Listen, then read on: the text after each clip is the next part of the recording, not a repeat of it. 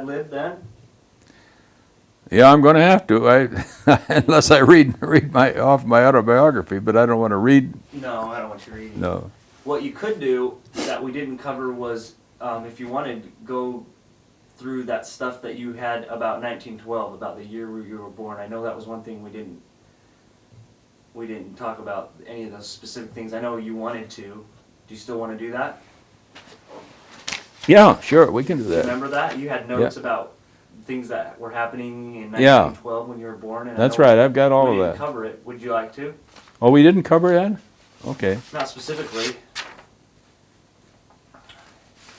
All right, let's see, what's page 1? Here's what you're talking about.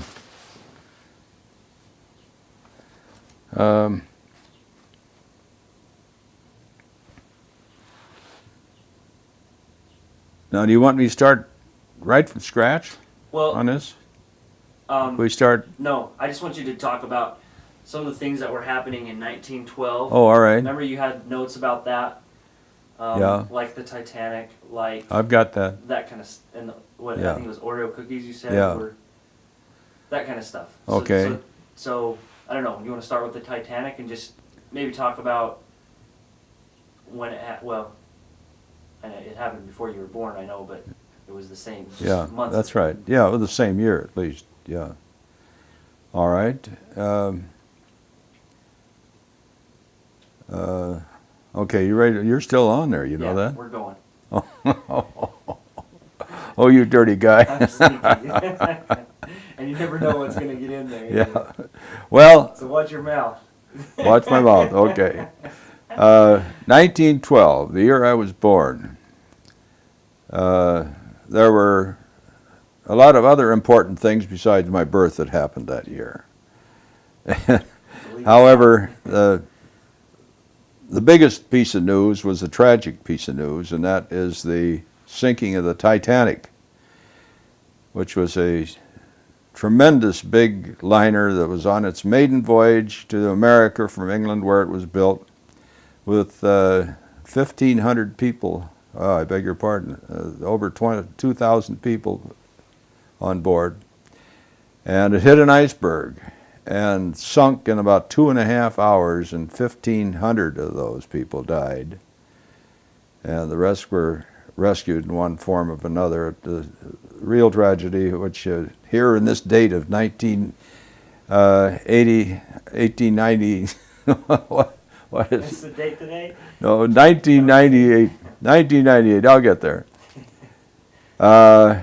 We are now seeing a movie made about it, a very, very pretentious movie, which did a wonderful job of the whole thing, and has gone to the top of the charts in almost every way. Why do you say pretentious movie? Well, I don't know. Pretentious is, I mean, it's a real extravaganza. Maybe that's a better term. In other words, they didn't spare the horses. They didn't spare the money. They put everything into this thing, and it showed. It really was quality. But anyhow, besides the sinking of the Titanic, Arizona and New Mexico became states of the Union. And we had our celebration. I'm getting a little confused here now. Taft was our president, and Wilson was going to follow him. In fact, in 12, he was nominated for the next president. And the 8th-hour day began for the first time with the federal employees. Prior to that time, everybody was working 10 or 12 hours, 6 days a week. Can you imagine that? And thank the Lord they broke the ice in 1912 by the 8-hour day, and it wasn't too long after that the 8-hour day was prevalent in all works of endeavor. Was it always? Did people always work for an hourly wage? Then. Most working people worked out for hourly wages, yeah, with the exception of farm hands, of course. They didn't. They worked by the month or something like that, and got paid and roomed and board at the farm that they worked and so forth. That was a little different type of deal. But anyone that worked in normal type of occupations, any commercial or manufacturing industry, anything like that, was on an hourly basis. And so your question is, well, Jiminy Christmas, isn't that a reduction in the amount of take-home pay? I don't know whether that was necessarily the case. I think they simply spread the salary of the given salary over a lesser number of hours, which in a sense is giving them a better pay per hour than that they had. And but for the good of humanity, it's a good thing it happened, So because regardless of how many hours they worked, they got paid per hour. Does that mean, did some people work extra hours so they could then get extra pay? I don't think they had such thing as overtime in those days. I think if they did work overtime, they just got straight additional hourly wage. If they earned 50 cents an hour, they just got 50 cents. They didn't get 75 cents or time and a half for the extra hours.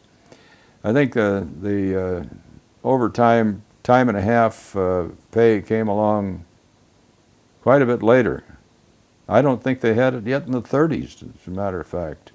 I think it started during the early war years, in the 40s. That's my guess, but I don't think I'm too far off. But anyhow, also the Girl Scout Association, or Girl Scouts of America, was founded in 1912. And the cherry trees in Washington that are around the lake in Washington, we see pictures of them all the time when they're in blossom. They were planted there first in 1912. And another earth-shaking event in 1912 was the Oreo cookie was invented. And we all still enjoy them. And that is the extent of the things that happened during that year that I made notes of and remember. But other than that, 1912 was, I suppose, could be called an ordinary year. Conditions were good. Most of the people were working and had jobs, and no bad storms or anything else to disrupt the calm nature of life in those days. And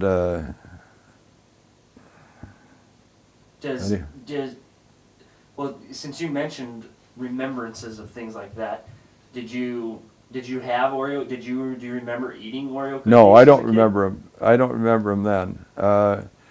The cookies I remember as childhood that I loved was a cookie that was with a marshmallow on top and then dipped in chocolate. So it was chocolate marshmallow cookie, and I think you've eaten them too. Yeah. They're still in vogue. But boy, I used to like those. And next door to us at Grandma's house was a man by the name of Mr. Senier. He was an elderly man, but he was superintendent at the Independent Baking Company in Davenport. And I envied that man above everybody else in the world because he could dip into the cookies anytime he wanted to. You know, I had no job better than that anywhere to be found. But and he was a nice old guy, and once in a while he'd bring some cookies home and we'd share them. But how did we get on cookies anyhow? Oh, Well, on the Oreos. Following that vein, in that time, were most of the things that you bought, like when you bought candy or cookies or things like that at stores, were they packaged from other parts of the country, or were they packaged locally and sold locally?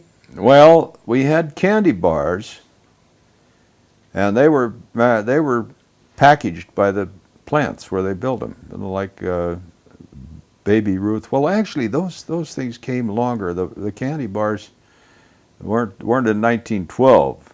The candy bars were when you were in growing the up, 20s. in your teens, Yeah. were there? I mean, as a kid, did you have candy bars and candy? And Oh yes, we did. We certainly did. Look at that. Gosh,